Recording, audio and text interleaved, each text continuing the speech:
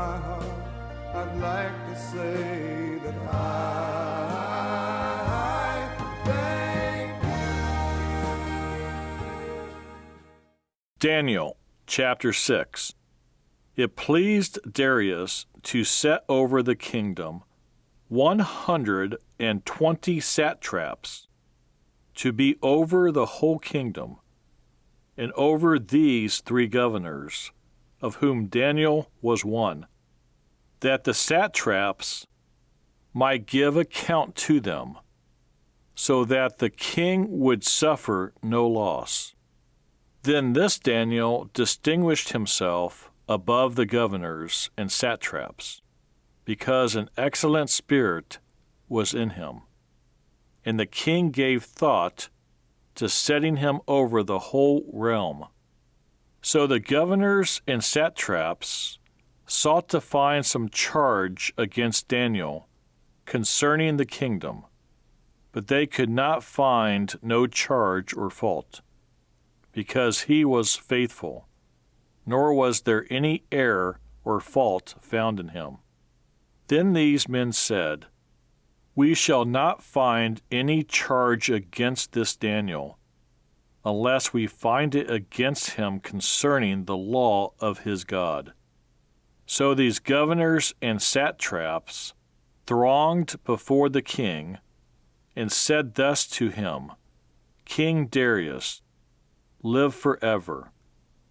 All the governors of the kingdom, the administrators and satraps, the counselors and advisers, have consulted together to establish a royal statute and to make a firm decree that whoever petitions any god or man for 30 days, except you, O king, shall be cast into the den of lions. Now, O king, establish the decree and sign the writing, so that it cannot be changed, according to the law of the Medes and Persians, which does not alter." Therefore King Darius signed the written decree. Now when Daniel knew that the writing was signed, he went home, and in his upper room, with his windows open toward Jerusalem, he knelt down on his knees 3 times that day, and prayed and gave thanks before his God, as was his custom since early days. Then these men assembled and found Daniel praying and making supplication before his God. And they went before the king and spoke concerning the king's decree. "Have you not signed a decree that every man who petitions any god or man within 30 days, except you, O king, shall be cast into the den of lions?" The king answered and said, "The thing is true, according to the law of the Medes and Persians, which does not alter." So they answered and said before the king, that Daniel, who is one of the captives from Judah, does not show due regard for you, O king, or for the decree that you have signed, but makes his petition 3 times a day. And the king, when he heard these words, was greatly displeased with himself, and set his heart on Daniel to deliver him. And he labored till the going down of the sun to deliver him.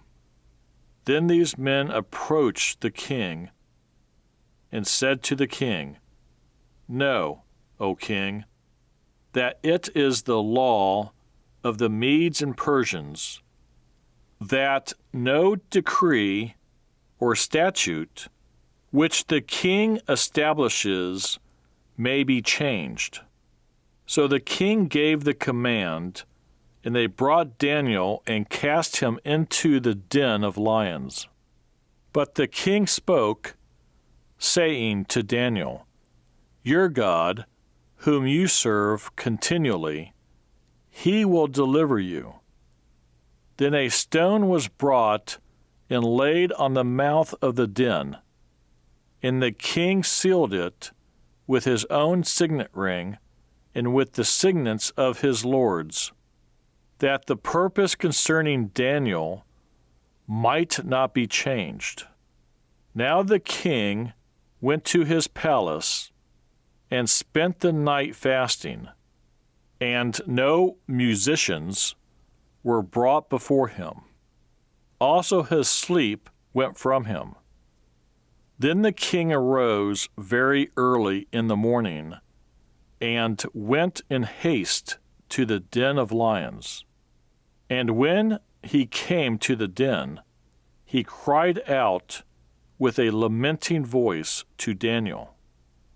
The king spoke, saying to Daniel, Daniel, servant of the living God, has your God, whom you serve continually, been able to deliver you from the lions?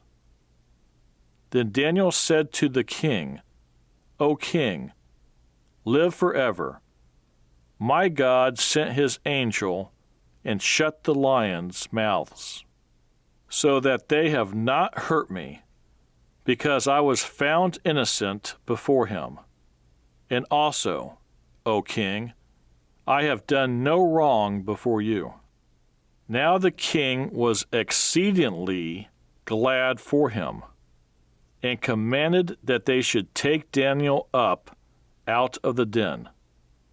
So Daniel was taken up out of the den, and no injury whatever was found on him, because he believed in his God.